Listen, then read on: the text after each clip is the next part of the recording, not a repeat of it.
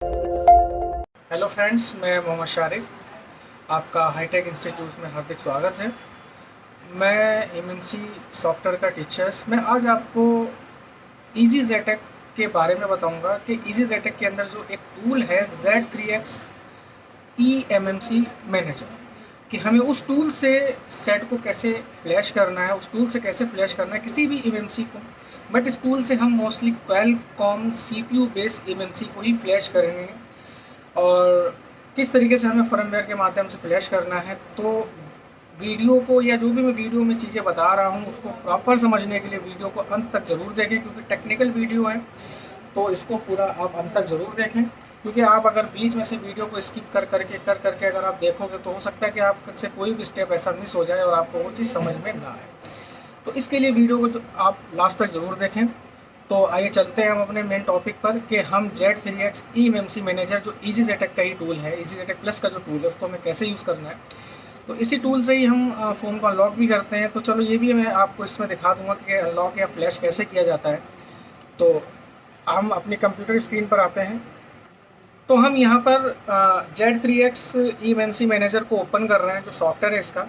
ध्यान रखना कि हमारा जो इजी जेटेक बॉक्स है वो कनेक्ट होना चाहिए फिजिकली, यानी कि USB से आप उसको कनेक्ट करके रखोगे, जैसे कि मैंने यहाँ पर अपने इजी जेटेक बॉक्स को यहाँ पर कनेक्ट किया हुआ है अपने कंप्यूटर से। तो ये हमें कनेक्ट करके रखना है। और मैंने जो eMMC है उसके अंदर ऑलरेडी इसको इंस्टॉल किया हुआ है। मैं आज इस eMMC को जो फ्लैश करना बताऊँगा। इस eMMC के अंदर मैं सॉकेट के अंदर मैंने eMMC को ये दफ़ा लगा के रखा हुआ, जो कि BG254 में यूज़ कर रहा हूँ। ठीक है, तो इसको कैसे आपको चलाना है ये मैं आपको बताता हूँ, कैसे आपको करना है फ्लैश। तो ये क्लियर करता हूँ। इसको इस तरीके से बंद कर देंगे। तो इसके लिए सॉफ्टवेयर हमारा ओपन होके आ चुका है। तो हमें करना क्या है कि यहाँ पर जो इसका इंटरफेस आ रहा है सामने, सोर्स में यहाँ पर लिखा हुआ है easy JTAG port eMMC S3 eMMC, ये सेलेक्ट होना चाहिए। तो इस तरीके से अगर UFS यूज़ कर रहे हो तो आप यहाँ से UFS को ले सकते हो, लेकिन हमारे पास अभी eMMC है। और eMMC को सेलेक्ट कर लेंगे। और इसके बाद जो है हमारा जो इजी जेटेक का जो बॉक्स इंटरफेस है वो हमें यहाँ पर सेलेक्ट कर लेना है, क्योंकि हमने IC को eMMC जो एडेप्टर है हमारा उसके अंदर हमने इसको इंस्टॉल किया हुआ है। तो इसके लिए हमें करना क्या होगा कि eMMC यानी कि ई सॉकेट को हमें सेलेक्ट करना होगा। अगर ISP से कर रहे हो तो आप ISP से भी कर सकते हो। उस कंडीशन में आपको IC को बोर्ड से उतारने की ज़रूरत नहीं है, तो ISP पिन आउट से भी कर सकते हो। बट मैंने जो है वो ई सॉकेट का यूज़ कर रहा हूँ, यानी कि मैं eMMC को बोर्ड से आप अनइंस्टॉल किया हुआ और रिवॉल्व करके इसके अंदर मैंने इंस्टॉल कर रखा है। तो ई सॉकेट को सेलेक्ट कर लेंगे। इसके बाद जो अगला जो स्टेप होगा वो हमारा इस eMMC को सॉफ्टवेयर से कनेक्ट करवाना। कैसे करवाना है, इसके लिए हमें कनेक्ट टू इजी जेटेक बटन पर क्लिक करना होगा। तो कनेक्ट टू इजी जेटेक बटन पर हम यहाँ पर क्लिक करेंगे। तो जैसे क्लिक करेंगे तो अगर eMMC आपकी फिजिकली ठीक होगी तो यहाँ पर इन्फॉर्मेशन आ जाएगी प्रॉपर। तो यहाँ पर देखोगे कि IC की पूरी प्रॉपर इन्फॉर्मेशन आ चुकी है। बट हमें करना क्या है, इसको सिर्फ फ्लैश करना है, क्योंकि हमने इसकी पहले प्रोग्रामिंग करी है, अब उसको हमें फ्लैश करना है। तो फ्लैश कैसे करना है ये मैं क्लियर करता हूँ। तो हमने इसकी प्रोग्रामिंग पहले करके रखी हुई है। हमारा जो मेन टॉपिक है वो ये है कि हम Z3X eMMC मैनेजर से किसी भी eMMC पे को हमें कैसे फ्लैश करना है जो क्वालकॉम के साथ पेयर की हुई है। तो इसके लिए हमें सबसे पहले करना क्या होगा, यहाँ पर जो फ्लैश का जो टैब है इसको हमें यहाँ पर क्लिक करना है। तो फ्लैश के बटन को हम यहाँ पर क्लिक करेंगे। तो यहाँ पर आप देखोगे कि ये क्वालकॉम आपका सेलेक्टेड है। तो क्वालकॉम को ही हमें यहाँ पर सेलेक्ट करना है। तो यहाँ पर आप जो भी है, इसमें क्वालकॉम और GPT टूल है, तो क्वालकॉम यानी CPU, हम यहाँ पर सिर्फ क्वालकॉम CPU को ही फ्लैश कर सकते हैं। GPT टूल से जो हमारी जो पार्टीशन टेबल फाइल होती है हम उसको रिबिल्ड कर सकते हैं, या उसको फाइल लेके भी उसको हम रिपेयर कर सकते हैं। तो वो मैं आपको अगले वीडियो में बताऊंगा। तो अभी फ़िलहाल जो हमारा टॉपिक है वो फ्लैशिंग का। तो हम फ्लैश करने के लिए सबसे पहले क्या करेंगे, हमें फ़ाइल को लेना होगा। हमारी फ़ाइल कहाँ रखी है हमें पता होना चाहिए। तो फाइल आप डाउनलोड भी कर सकते हो, या आपके पास रखी तो आप वहाँ जिस भी ड्राइव में रखी है वहाँ से उस फाइल को यहाँ पर आप उसकी लोकेशन देनी होगी। तो मैं इसको उस फाइल की लोकेशन दे रहा हूँ। तो जैसे कि मान लीजिए मेरे पास ये D ड्राइव में एक Note 6 Pro की eMMC है लगी हुई है, मैं इसी को फ्लैश करूँगा।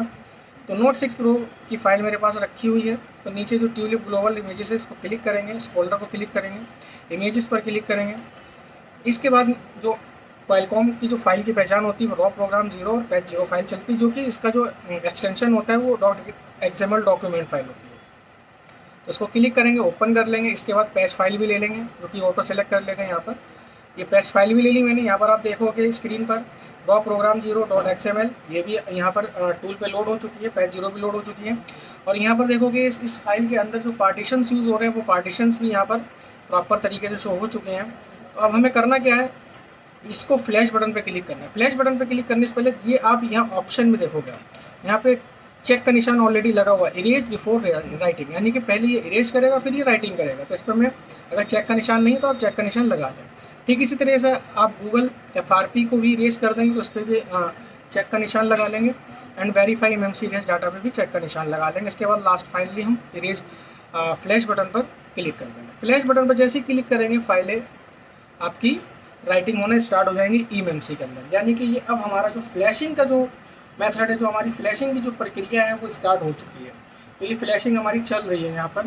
तो जब तक हमारी फ्लैशिंग चल रही है, जब तक हम यहाँ पर वेट एंड वॉच देखेंगे करेंगे, क्योंकि फ्लैशिंग में थोड़ा टाइम लगता है। जो EasyJetX के थ्रू आप अगर फ्लैशिंग कर रहे हो डायरेक्टली eMMC को निकाल के, तो मेरे भाई उसमें थोड़ा टाइम लगता है, क्योंकि आप अगर किसी USB केबल से कर रहे हो उसमें क्या होता है, उसमें आपकी वन डेटा लाइन में एक ही बार में राइट कर देता है, उसमें हाई स्पीड होता है। बट इसमें क्या होता है कि पार्टीशन वाइज ये फाइलों को राइट करने का काम करता है। जैसा कि स्क्रीन पर दिख भी रहा है कि पहले रोम 1 की फाइलें डालेगा, फिर रोम 2, रोम 3, इस तरीके से। ठीक है, तो हम जब तक इसको वेट करते हैं, तो इसकी राइटिंग में कम से कम 10 से 15 मिनट मतलब मिनिमम लगते ही लगते हैं, क्योंकि जैसा मैंने पहले भी बताया था कि ये पार्टीशन वाइज फाइलों को राइट करने का काम करता है। तो जो नॉर्मली हम अगर USB से फ्लैश करते तो शायद ये 5-6 मिनट में ये अब तक फ्लैश करके साइड कर देता सेट को। लेकिन अगर हम डायरेक्टली eMMC को अगर फ्लैश कर रहे हैं, डायरेक्टली eMMC को इंस्टॉल करके बॉक्स से फ्लैश करते हैं EasyJetX से या UEFI से, तो वो थोड़ा सा टाइम लेता है, क्योंकि ये एरिया वाइज मतलब पार्टीशन फाइलों को डालने का काम करता है। तो ये सेक्टर वाइज काम करेगा, तो इसीलिए इसमें इतना समय लगता है। और दूसरी चीज़, इसके अंदर जो काम होता है वो 8 डेटा लाइन पिनें काम करती हैं। बट हमारा जो फ़ोन अगर डायरेक्टली हम USB से देखेंगे लगा के, तो उसमें सिर्फ 2 डेटा लाइन काम करते हैं, डेटा प्लस डेटा माइनस। तो कहने का मतलब ये है कि इसके अंदर 8 डेटा लाइन काम करती हैं, जो कि मेनली होती है, इसीलिए इसमें थोड़ा सा समय भी लगता है और तरीके से काम होता है। हाँ, इसकी जो प्रोग्रामिंग है या फ्लैशिंग है वो थोड़ा सही से होती है। तो इसमें इसकी जो प्रोग्रामिंग में और फ्लैशिंग में नॉर्मली वे में देखें तो थोड़ा सा समय लगता है। और अगर नॉर्मल वे में अगर USB से आप अगर मान लो कोई भी सेट फ्लैश करते हो तो उसमें इतना टाइम नहीं लगता है, बट इसमें टाइम लगता है। हाईटेक इंस्टीट्यूट के अंदर अगर आप मान लीजिए एडमिशन लेते हैं, तो eMMC की ट्रेनिंग में हम यही बताते हैं कि आपको प्रॉपर तरीके से UEFI कैसे चलाना है, प्रॉपर तरीके से आपको EasyJetX कैसे ऑपरेट करना है, EasyJetX के अंदर यूज़ होने वाले जो चारों जो टूल्स हैं उनको कैसे यूज़ करना है, UFS पे कैसे काम करना है, eMMC पे कैसे काम करना है, वो चीज़ हम आपको क्लियर करते हैं और फॉल्ट वाइज क्लियर करते हैं। हमारा जो मेन काम है वो फॉल्ट पे है। फॉल्ट पे है। देखो, अगर फॉल्ट हम रिपेयर करेंगे तो ही हमें समझ में आएगा। अगर फॉल्ट के ऊपर अगर हम ऐसी वीडियो नहीं बनाएंगे तो शायद समझ में नहीं आएगा। हम कोई किसी चीज़ का डिस्क्रिप्शन या कुछ ऐसा वैसा नहीं, हम सीधा फॉल्ट, यानी कि अगर हम फॉल्ट को ओके कर लेते हैं तो वेल एंड गुड। तो इसी तरह से जो वीडियो हम जो आगे भी बनाएंगे वो हम फॉल्ट पे ही बनाएंगे। तो अगर आप मान लीजिए ट्रेनिंग वगैरह के लिए आते हैं तो हम आपको लाइव फॉल्ट पे ही आपको दिखाएंगे कि कैसे करना है। जैसे कि हम वीडियो में बता रहे हैं कि आपको किस तरीके से फ्लैश करना है, कैसे प्रोग्रामिंग करनी है, कैसे क्या करना है, कैसे आपको लॉकिंग करनी है, कैसे आपको किसी भी तरह के जो लॉक्स उनको कैसे ओपन करना है। हमारा जो मेन जो लेवल पॉइंट है वो यही है कि हम ज़्यादा से ज़्यादा जो भी है हमारे पास वो हम आप तक शेयर करें, वो हम आपको नॉलेज दें, प्रोवाइड करें। तो जितना भी हमें पता है वो हम आप तक शेयर ज़रूर करेंगे। तो वीडियो को इसी तरीके से हमारी जो वीडियो हैं उनको लाइक करें, चैनल को सब्सक्राइब करें, वीडियो को शेयर करें। तो आप देख रहे हैं कि टाइम ज़रूर लगा है बट यहाँ पर काम हमारा हो चुका है। तो फ्लैशिंग हमारी पूरी कंप्लीट हो चुकी है, डन हो गई है। आप देख रहे हो यहाँ पर सारी चीज़ें क्लियर हो गई हैं। इसके बाद हमें करना क्या होगा, इसे हमें री आइडेंटिफाई करना होगा मेन में जाके। इसको हम कनेक्ट टू EasyJetX पोर्ट दोबारा से करेंगे। आप देखोगे यहाँ पर सारी पूरी फ्लैशिंग, सारे पार्टीशन सब राइट हो चुके हैं। तो हम कनेक्ट टू EasyJetX बटन पर क्लिक करेंगे तो ये हमारी eMMC पूरी आइडेंटिफाई हो चुकी है। और अब आप देख सकते हो कि यहाँ पर ये सारी चीज़ें क्लियर हो गई हैं, पार्टीशन वगैरह शो हो रहे हैं और एंड्रॉयड इन्फॉर्मेशन आ रही है। ये सारी इन्फॉर्मेशन आ गई, यानी कि फ्लैशिंग जो है वो कंप्लीट हो चुकी है।